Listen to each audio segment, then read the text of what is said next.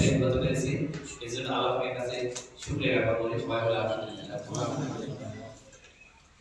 2012 সাল থেকে আমরা ছাড়ের জন্য ডিটাপের পক্ষ থেকে মাসুদ ভাইয়ের নেতৃত্বে আমরা কাজ করে আসছিলাম।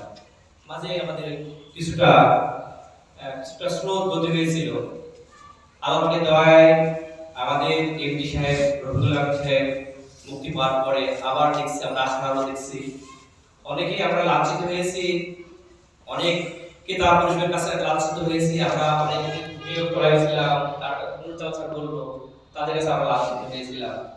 এখন আমি তাদের কাছে আমরা বলতে পারছি আপনারা হতাশা হবেন না, ইনশাআল্লাহ আল্লাহ পাক আমাদের কিছু একটা ব্যবস্থা করে দিবেন। আমরা সব পথে ইনকাম করে আমরা অল্প অল্প করে আমরা পুঁজি দিয়ে রফিকুল আলম সাহেবকে আমরা সহযোগিতা করেছিলাম।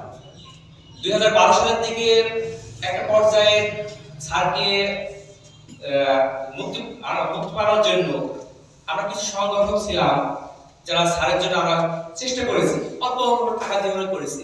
কেউ ডিম গেছে, কেউ লোন করে হলে আমরা চেষ্টা করেছি। মাসুদ ভাইয়ের নেতৃত্বে আমরা সেই থেকে চেষ্টা করেছি কিভাবে স্যারকে বের আসা যায়। আজকে তার সুফল ইনশাআল্লাহ আমরা পেয়ে চলেছি। আর আমি কিছু বলছি না, আমরা মাসুদ ভাইয়ের কাছ থেকে প্রতিদিন কাছ থেকে আমরা তথ্য জানতে যাচ্ছি আমরা কিভাবে আমরা আগামীতে আমাদের অর্থগুলো ফেরত পেতে পারি এবং বিজনেসটাকে কিভাবে আগায় নিয়ে যেতে পারি সেই পরামর্শগুলো আমাদের দিবেন। আসসালামু আলাইকুম ওয়া রাহমাতুল্লাহ।